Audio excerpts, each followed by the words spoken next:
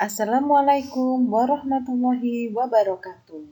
Bagaimana kabar kalian pada hari ini? Semoga kita semua selalu dalam keadaan sehat dan tetap dalam lindungan Allah Subhanahu wa taala. Jangan lupa untuk berdoa setiap kali mengawali pembelajaran. Pada hari ini kita akan melanjutkan materi minggu lalu, yaitu susunan kabinet pada masa demokrasi liberal tahun 1950 sampai 1959.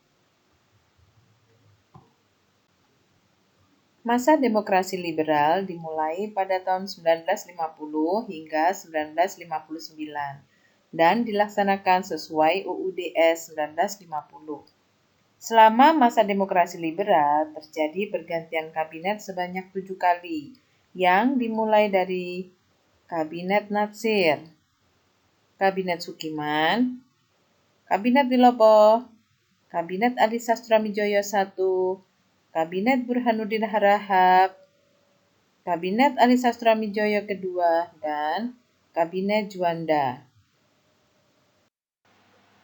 Kita awali dari Kabinet Natsir. Kabinet Natsir mulai memerintah pada tanggal 6 September 1950 sampai 21 Maret 1951. Adapun Natsir merupakan anggota dari Partai Masyumi. Pendukung utama kabinet ini adalah Masyumi dan PSI. Peristiwa penting pada masa kabinet ini, Indonesia menjadi anggota PBB pada tanggal 28 September 1950. Diberlakukannya sistem ekonomi benteng atau program benteng yang merupakan kebijakan ekonomi yang diluncurkan pemerintah Indonesia untuk membina pengusaha pribumi dan mengatasi kesenjangan antara pengusaha pribumi dengan pengusaha etnis Tionghoa. Program ini dilakukan dengan memberikan bantuan kredit dan kebijakan yang mendukung pengusaha pribumi. Akhir masa pemerintahan Kabinet Natsir. Masalah Irian Barat telah dibahas dalam konferensi meja bundar pada tanggal 27 Desember 1949 yang isinya bahwa masalah Irian Barat akan ditunda setahun kemudian. Namun, hingga setahun, Belanda belum juga menyerahkan Irian Barat kepada Indonesia. Akhirnya, pada tanggal 4 Desember 1950, diadakan perundingan Uni Indonesia-Belanda. Indonesia mengusulkan agar Belanda menyerahkan Irian Barat secara de jure, namun ditolak Belanda. Kemudian, Kabinet Natsir juga gagal dalam meredam pemberontakan DTI, APRA, Andi Aziz, dan RMS. Mosi tidak percaya Hadikusumo dari PNI menyangkut pencabutan peraturan pemerintah mengenai DPRD dan DPRDS. PNI menganggap peraturan pemerintah nomor 39 tahun 1950 mengenai DPRD terlalu menguntungkan Masyumi. Mosi tersebut disetujui parlemen sehingga Natsir harus mengembalikan mandatnya kepada presiden. Hingga akhirnya pada tanggal 21 Maret 1951 Natsir mengembalikan mandatnya kepada Presiden Soekarno. Kabinet Sukiman.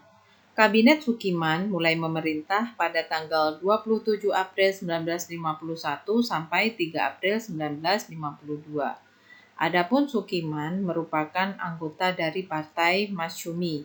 Pendukung utama kabinet ini adalah Masyumi dan PNI. Peristiwa penting pada kabinet ini adalah nasionalisasi The Javasse Bank pada tanggal 19 Juni 1951. Nasionalisasi adalah proses di mana negara mengambil alih kepemilikan suatu perusahaan milik swasta atau asing. Akhir masa pemerintahan. Kabinet Sukiman dianggap menyimpang dari politik luar negeri bebas aktif Indonesia. Hal ini karena kabinet ini melaksanakan penandatanganan nota bantuan ekonomi dan militer Mutual Security Act atau MSA antara Menteri Luar Negeri Ahmad Subarjo dengan Duta Besar Amerika Serikat Merle Cochrane. Penanda tanganan tersebut menunjukkan Indonesia seakan lebih condong ke blok barat yang dipimpin oleh Amerika Serikat. Hal ini menjadi salah satu penyebab Kabinet Sukiman mendapatkan mosi tidak percaya dari parlemen. Akibatnya, Masyumi dan PNI yang merupakan pendukung utama kabinet ini menarik dukungan di parlemen. Kabinet Sukiman menyerahkan mandatnya kepada Presiden pada tanggal 23 Februari 1952.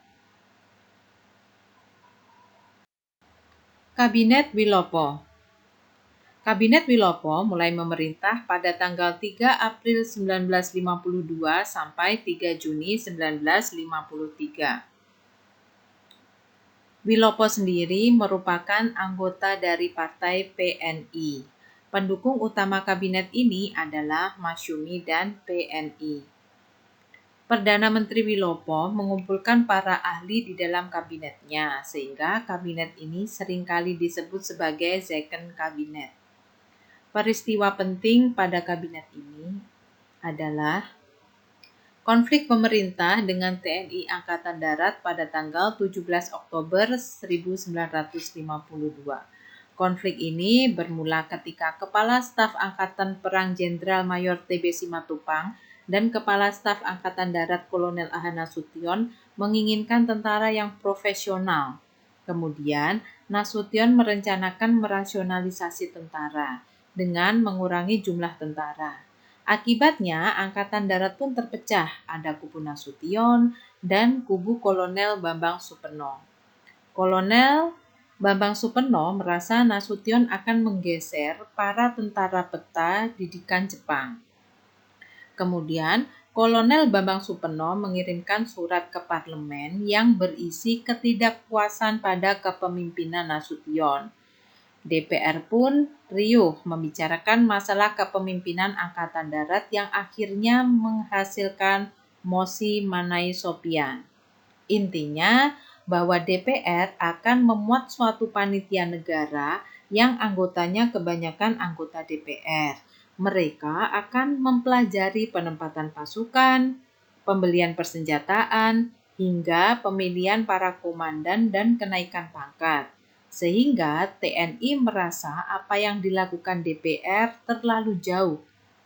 Hingga akhirnya pada tanggal 17 Oktober 1952, Mayor Jenderal TB Simatupang, AH Nasution, dan para panglima tentara menghadap Presiden dengan tujuan menuntut Presiden agar memubarkan parlemen karena menganggap bahwa politisi terlalu mencampuri urusan internal TNI Angkatan Darat. Peristiwa selanjutnya adalah peristiwa Tanjung Morawa pada tanggal 16 Maret 1953 yang merupakan peristiwa persoalan tanah di Sumatera Timur, tepatnya di Delhi. Dalam perjanjian konferensi meja bundar dinyatakan bahwa para pengusaha asing dapat kembali mengelola lahan perkebunan mereka. Akan tetapi ternyata lahan-lahan itu sudah digarap oleh petani pribumi. Akibatnya terjadi aksi pengusiran terhadap para petani. Hal ini semakin keruh ketika PKI menghasut para petani untuk bertahan di lokasi perkebunan. Bentrok fisik pun terjadi dan banyak menewaskan petani. Akhir masa pemerintahan. Karena peristiwa 17 Oktober 1952 dan peristiwa Tanjung Morawa, Kabinet Wilopo kehilangan banyak dukungan di parlemen dan mengundurkan diri setelah mendapat mosi tidak percaya dari Sidik Kertapati dari Barisan Tani Indonesia. Hingga akhirnya Wilopo menyerahkan mandatnya pada tanggal 2 Juni 1953. Kabinet Ali Sastramidjojo I. Kabinet Ali Sastramidjojo I mulai memerintah pada tanggal 31 Juli 1953 sampai 12 Agustus 1955. Ali Sastramidjojo sendiri merupakan anggota dari PNI. Pendukung utama kabinet ini adalah PNI dan NU. Peristiwa penting dalam kabinet ini, Indonesia menjadi salah satu pelopor berdirinya Konferensi Asia Afrika. Selanjutnya, konflik pemerintah dengan TNI Angkatan Darat pada tanggal 27 Juni 1955. Konflik ini merupakan suatu peristiwa yang menunjukkan adanya kemelut dalam tubuh TNI Angkatan Darat, yang merupakan kelanjutan dari peristiwa 17 Oktober 1952. Bambang Sugeng sebagai Kepala Staf Angkatan Darat mengajukan permohonan berhenti dan disetujui oleh Kabinet. Sebagai gantinya, Menteri Pertahanan Iwakusuma Sumantri menunjuk Kolonel Bambang Utoyo. Para perwira Angkatan Darat menolak menghadiri acara pelantikan karena menganggap bahwa pengangkatan Bambang Utoyo sebagai Kepala Staf Angkatan Darat tidak sesuai isi Piagam Yogyakarta, yang intinya menyatukan kembali TNI Angkatan Darat akibat peristiwa 17 Oktober 1952. Akhir masa pemerintahan.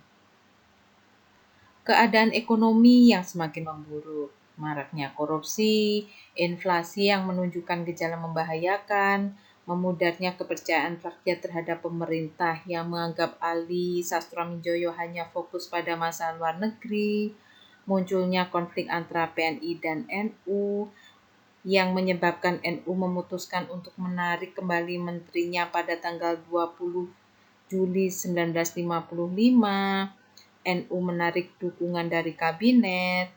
Karena keretakan inilah yang memaksa Kabinet Ali harus mengembalikan mandatnya kepada Presiden Soekarno pada tanggal 24 Juli 1955. Kabinet Burhanuddin Harahap.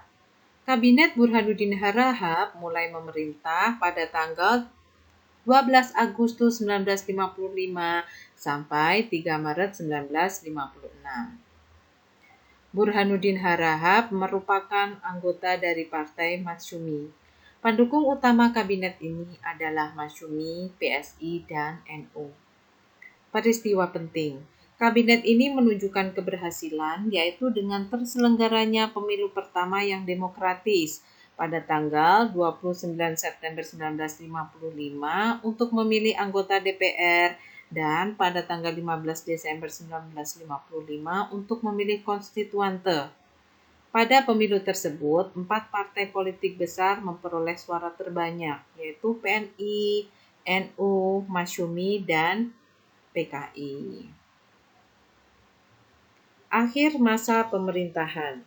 Dengan terpilihnya anggota DPR dan konstituante yang baru hasil pemilu, secara otomatis tugas Kabinet Burhanuddin pun dianggap selesai. Selain itu, terjadi ketidaktenangan dalam tubuh pemerintah karena banyak terjadi mutasi. Selain itu, Kabinet Burhanuddin Harahap tidak dapat bertahan lebih lama setelah NU menarik dukungan pada Januari 1956.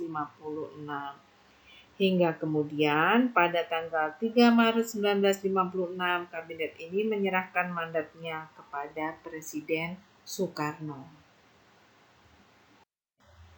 Kabinet Ali Sastramidjojo kedua. Kabinet Ali Sastramidjojo kedua mulai memerintah pada tanggal 20 Maret 1956 sampai 4 Maret 1957. Adapun Ali Sastramidjojo kedua merupakan anggota dari Partai PNI. Pendukung utama kabinet ini adalah PNI, NU, dan Masyumi. Peristiwa penting dalam kabinet ini, Muhammad Hatta mengundurkan diri dari jabatan Wakil Presiden pada tanggal 1 Desember 1956. Presiden Soekarno mengeluarkan konsepsi presiden pada tanggal 21 Februari 1957 yang isi pokoknya: 1. Sistem demokrasi parlementer secara barat tidak sesuai dengan kepribadian bangsa Indonesia. Oleh karena itu harus diganti dengan sistem demokrasi terpimpin. 2. Untuk melaksanakan sistem demokrasi terpimpin perlu dibentuk suatu kabinet gotong royong yang anggotanya terdiri dari semua partai dan organisasi berdasarkan perimbangan kekuatan yang ada dalam masyarakat. Konsepsi presiden ini mengetengahkan pula perlunya pembentukan kabinet kaki empat yang mengandung arti bahwa keempat partai besar yaitu PNI, Masyumi, NU, dan PKI turut serta di dalamnya untuk menciptakan kegotong royongan nasional. 3. Pembentukan Dewan Nasional yang terdiri dari golongan fungsional dalam masyarakat. Tugas utama Dewan Nasional ini adalah memberi nasihat kepada kabinet baik diminta maupun tidak diminta. Konsepsi presiden ini menimbulkan perdebatan dan penolakan dari partai pemenang pemilu karena mereka masih tidak percaya dengan PKI. Kemudian di berbagai daerah, yaitu di Sumatera dan Sulawesi, timbul pemberontakan PRRI dan Permesta. Akhir masa pemerintahan. Karena masalah tersebut membuat dukungan terhadap Kabinet Ali Sastroamidjojo II menjadi berkurang hingga akhirnya pada tanggal 4 Maret 1957 Ali Sastroamidjojo mengembalikan mandatnya kepada Presiden. Kabinet Juanda. Kabinet Juanda mulai memerintah pada tanggal 9 Maret 1957 sampai 5 Juli 1959. Kabinet Juanda memiliki perbedaan dengan kabinet sebelumnya karena di dalamnya banyak tokoh yang ahli dalam berbagai bidang dan bukan lagi kabinet yang terdiri dari partai-partai pendukung. Peristiwa penting dalam kabinet ini. Yang pertama, pengiriman kontingen Garuda pada tanggal 8 Januari 1957 di Mesir di bawah bendera PBB. Pengiriman pasukan ini merupakan wujud dan kontribusi Indonesia dalam rangka melaksanakan politik luar negeri bebas aktif. Kemudian peristiwa Cikini pada tanggal 30 November 1957. Peristiwa ini merupakan percobaan pembunuhan Presiden Soekarno saat menghadiri acara di sekolah putrinya di perguruan Cikini.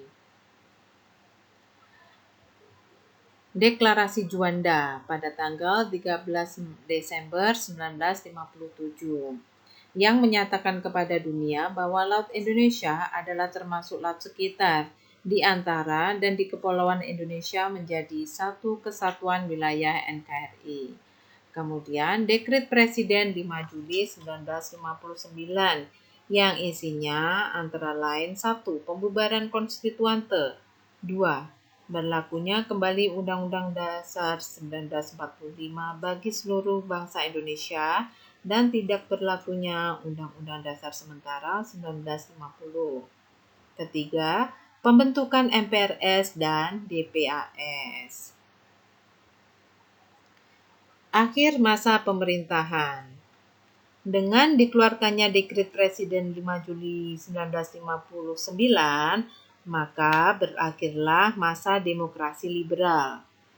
Kabinet Juanda akhirnya dibubarkan terhitung mulai tanggal 5 Juli 1959 dan digantikan dengan Kabinet Kerja. Demikian yang bisa saya sampaikan pada hari ini. Terima kasih sudah menyaksikan video saya. Apabila ada pertanyaan, bisa menghubungi saya di alamat email yang tertera di sini. Semoga video pembelajaran ini membawa manfaat. Dan tunggu video saya berikutnya ya. Wassalamualaikum warahmatullahi wabarakatuh.